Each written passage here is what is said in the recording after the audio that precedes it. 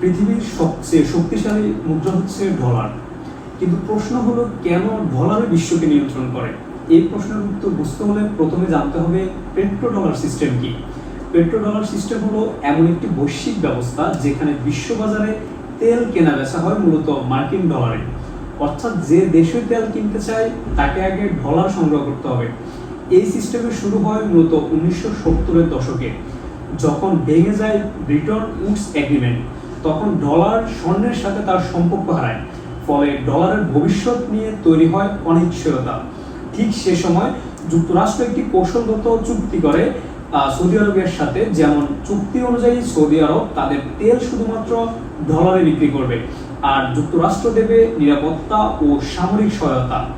পরবর্তীতে ওপিইসি এর অন্যান্য দেশ ও এই নিয়ম অনুসরণ করতে শুরু করে।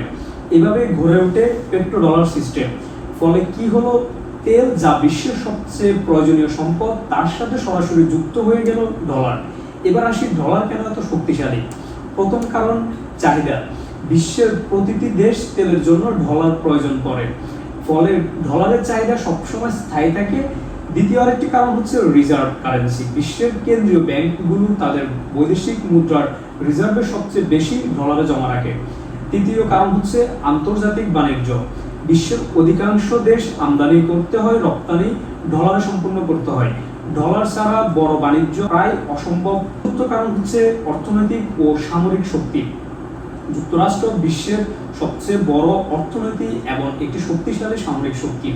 এছাড়া বিশ্বের বড় আর্থিক প্রতিষ্ঠান যেমন ইন্টারন্যাশনাল মনিটারি ফান্ড এবং ওয়ার্ল্ড ব্যাংক, তাদের কার্যক্রমে ডলারের প্রভাব স্পষ্ট। সবশেষ বিশ্বাস। অর্থনৈতিক সংকটের সময় বিশ্বের মানুষ এবং দেশগুলো ডলারকেই সবচেয়ে নিরাপদ মনে করে। এই কারণে ডলারকে বলা হয় safe haven currency. Petrodollar system তৈরি করেছে চাহিদা, আর সে চাহিদায় তৈরি করেছে শক্তি। তেল আর ডলারের এই সম্পর্ক শুধু অর্থনীতি নয়, বরং একটি বৈশ্বিক নিয়ন্ত্রণ ব্যবস্থা, একটি মুদ্রা যার উপর নির্ভর করে পুরো বিশ্ব।